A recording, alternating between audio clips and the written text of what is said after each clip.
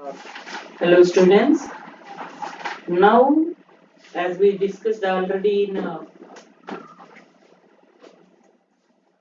earlier session about tissue systems, now it will be anatomy of, which is internal structure of the root.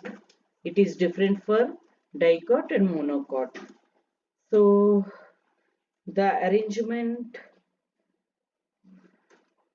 here will be like first layer for dicot root. It will be, see the diagram, then you will understand. First is epidermis.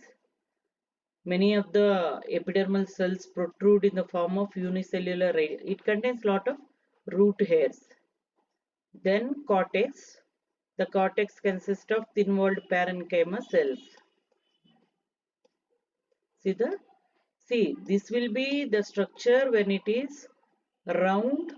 It can be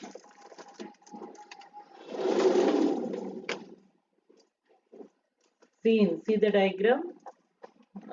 These are the root hairs, outer layer. The pink color which is here, there are epidermis. Then all over this will be like round. If you cut small piece, this is, if you cut and see the thin slice can show the round. This is the center part. So this is the cortex. So each will have different functions. One by one we will discuss now. So again here the endodermis, below that pericycle, then first protoxylem, then metaxylem. Pith is the center. Pith is also called as medulla, and phloem. Okay, the suppose in epidermis no cambium present between xylem and, as I told in before the session, the cambium between xylem and phloem will be there. That will not be here. So there is no cambium. So again, xylem phloem won't get differentiated. It is beside by side. So the cortex, which is there brown, no formation of secondary xylem and phloem. All are parenchyma cells. These are only called parenchyma because intercellular spaces are present, thin walled, full of cortex, and all these are parenchyma cells. Endodermis, which is there inside, that is at there you see the difference. Near endodermis there are no intercellular spaces. Even on epidermis no intercellular, but in cortex the intercellular spaces are present. So see the thin layer here, see the in sentences they have given Casparian, but the Casparian strips will be present here. Okay, here the center. What is this Casparian? The waxy layer present to prevent water leakage. Water should not get leakage from the tissue to tissue. That will be prevented by Casparian strips. Suppose the question come, where are the Casparian strips present? In dicot root, TS of dicot root. So the pericycle is present here. These are few layers which are thick walled. See, the cortex cells are very thin walled. Here it is thick walled. Vascular bundle which are present, vascular bundle is nothing but xylem and phloem. So these xylem and phloem,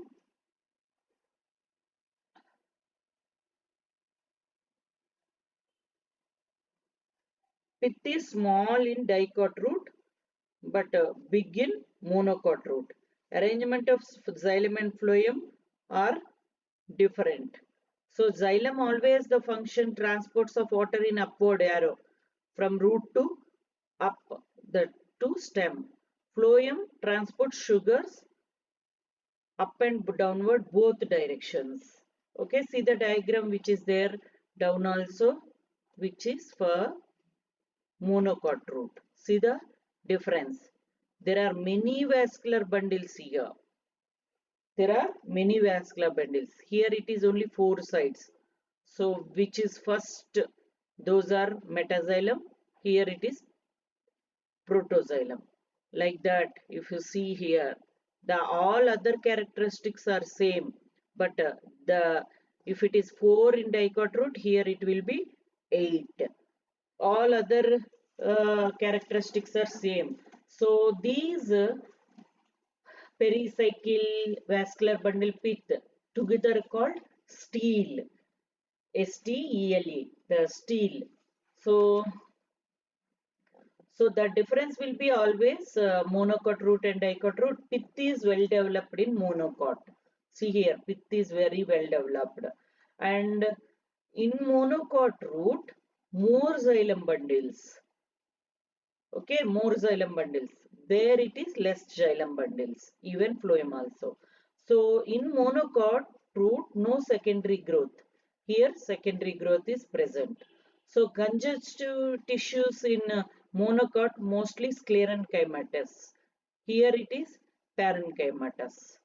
This is the main differences. As you won't get confused for these. The next one is TS of dicot and monocot. Now you see the diagram of stem diagram here. See the diagram, the descriptive part is there.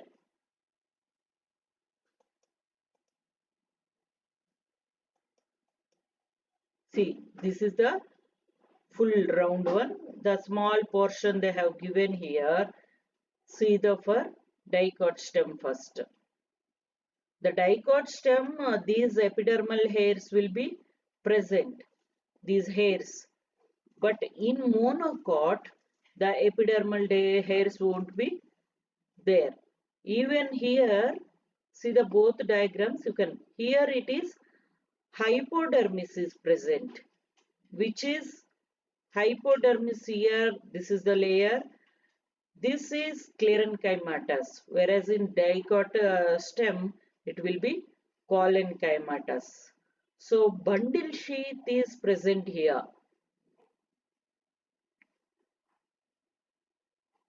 Generally, these hypodermis function is collenchymatous cells which are present, they provide strength for strength of the stem. So the which are like see the cambium present here. See the first layer is epidermal, then epidermis, then hypodermis, then parenchyma. The curvy layer is endodermis, then pericycle, which contains vascular bundle, the xylem and phloem in between the cambium. These are called the white portion, these are medullary rays. So you see the incomplete clear structure. Here it is completely collenchyma, which gives strength. Here the green layer which is present, that is parenchymatous cells. It varies one by one. Again, endodermis is a still long portion and pericycle will be present here. The phloem has come first, phloem, then the cambium. Phloem and xylem are separated by cambium, and which is the larger cells? Those are metaxylem, protoxylem towards down, which are the small. The center portion all over it is called pith. So now in dicot stem, the secondary growth, which are xylem and phloem, occurs. Phloem parenchyma is absent, but phloem is present. So the vascular bundles here in dicot stem is always conjoint and open. See the monocot stem diagram. There it is like a plate, like watermelon or something like that. You can remember these are like in a plate. What is that? Some of like pomegranate seeds. Okay, those are like watermelon. So see this monocot stem. The epidermis is their outer layer, hypodermis. Then these are the vascular bundles. See here the patches. The vascular bundles are in patches.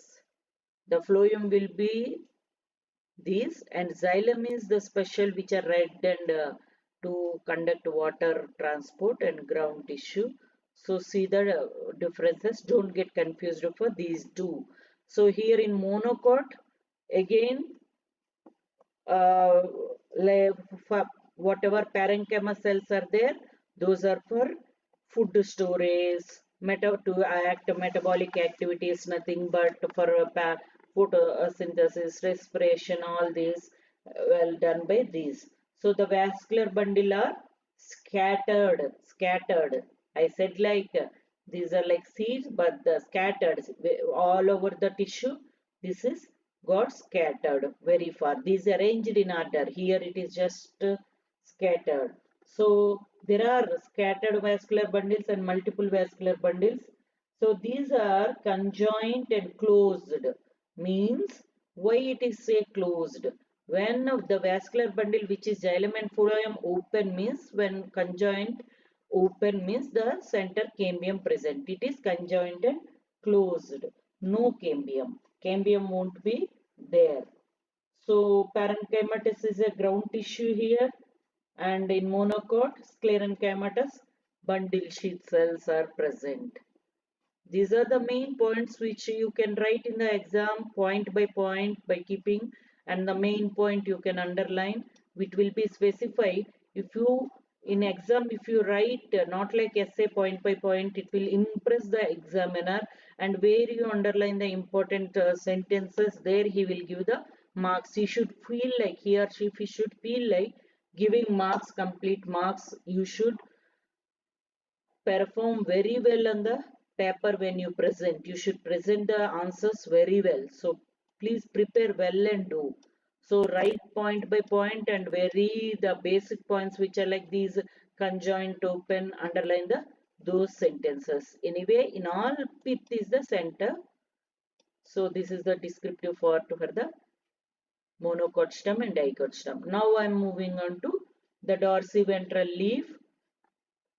That is nothing but dicot leaf and monocot leaf.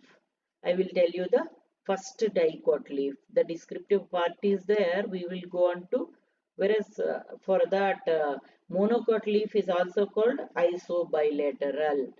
Okay, so the diagram we'll see here. See the diagram carefully for both of them. This is the dicot leaf. This is monocot leaf. You see the diagram carefully. See the epidermis, no hairs because it is not root. So palisade mesophyll like to perform photosynthesis. These C3 cycle, C4 cycle, these mesophyll cells are very important. Air cavity is present, some got scattered and some are here. You see the vascular bundle is like in the center. So here two kinds of mesophyll cells, which are long, those are called palisade mesophyll, and which are round, those are spongy mesophyll. And two, these are the stomatal openings, the stomata which are substomatal, to water should come out of the leaf, means this one. This is called abaxial, which is the downwards. That is called adaxial, up surface. Okay, so the see the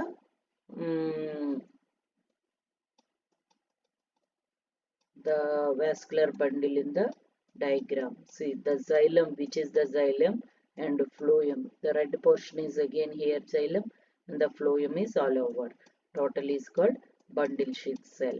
So here for dicot leaf, adaxial is nothing but upper surface of leaf. Abaxial is lower surface. So more stomata will be on abaxial surface. More stomata which are very functional, those are down of the leaf. So mesophyll is all parenchyma cells. So palisade parenchyma, which is palisade mesophyll. You can write palisade parenchyma cells or palisade mesophyll.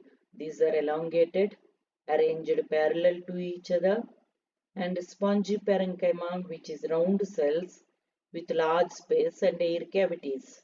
So vascular bundles seen in veins and midrib, surrounded by thick-walled bundle sheath cells. So monocot leaf, see that for monocot leaf, the adaxial surface and xylem is a bit big, and These are the slight differences are there between the cells. So the epidermis stomata on both abaxial and adaxial. Here in monocot stem, the grass which we see, monocot leaf, the grass leaves generally. The dicot leaf means all other leaves what we will see. The both stomata openings are there, two sides which are adaxial and abaxial. So mesophyll is not getting differentiated into palisade or spongy. Everything is same. There are no differences. Everything is mesophyll cells. Even vascular bundles seen in veins, where near veins, the midrib and all I said, no, like that veins, those midrib surrounded by thick-walled bundle sheath cells. These are thick-walled. So the differences will be, if you see clearly, the stomata in monocot leaf equally distributed. Here in dicot leaf it will be lower. So bulliform cells, it will also called as in monocot leaves. These cells which are there, bulliform cells may be present on upper cell, whereas in dicot leaf it is absent. So the mesophyll is not differentiated. Here mesophyll is differentiated. This is what about the description. Clear, right? So what is secondary growth? The secondary growth we are speaking from the first dicot root. The secondary growth, the growth is nothing but positive change in size over a period of time. So the primary growth, whatever happens in root, stem, with the apical meristems, those are called primary. But secondary growth is growth of roots and stem girth-wise, means sidewise, the lateral meristems, which cause, those are called secondary growth. So which are given by vascular cambium or cork cambium. So the vascular cambium is nothing but meristematic layer which is separating secondary xylem and primary phloem, these. So for these cork cambium, this you can see in the next line. See the diagram also. They have given for the description of what are the lateral meristem secondary growth. You can write about these cambiums which are there. So what is interfascicular cambium in cambial ring, and see the diagram here, and cambial ring. See this diagram clearly. They have given for both two types. One is cork cambium, another is vascular cambium. See the diagram. Here it is completely without these rays. Okay. So these are in first cork cambium. This is cork cambium. Phellum, phloem are there. Here no phellum, nothing. Here it is the primary phloem. Vascular cambium is the center. Vascular cambium is holding all these in a line. Primary xylem and secondary xylem is there. The connection which is connecting between these lines, that is called interfascicular cambium. Here in cork cambium, they might ask for 1 mark what is phellum, phloem. These are the extra layers present on outer side. So the medullary rays are present in vascular,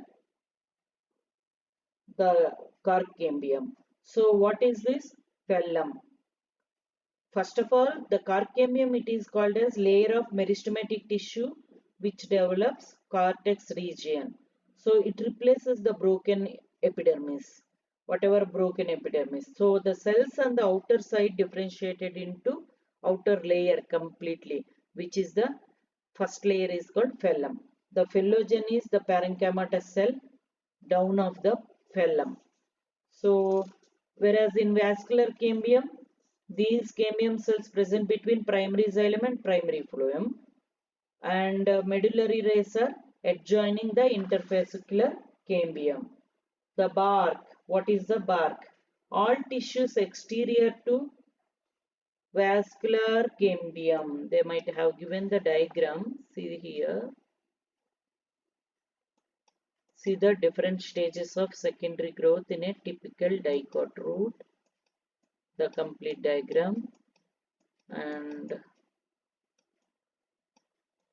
here they have given the lenticels and bark. If you see on the tree, see this thick layer which is there, those are called lenticels. So the bark which is a thickened layer. What are the lenticels? The lenticels are parenchymatous cells soon rupture the epidermis, forming a lens-shaped openings, which are these. Lenticels permit the exchange of gases between outer atmosphere, which is the internal tissue of the stem that forms outer side the thick bark. This is this is overall. What about the C? They have given the exercises here. You can make a note of all these. I will discuss you in at last, but state the location of function of different types of meristems as we discussed, and draw illustrations, anatomical differences between monocot root and dicot root. And these answers will be available on cbsc.in insight. You can make a note of those. And why are the xylem and phloem are called complex tissues?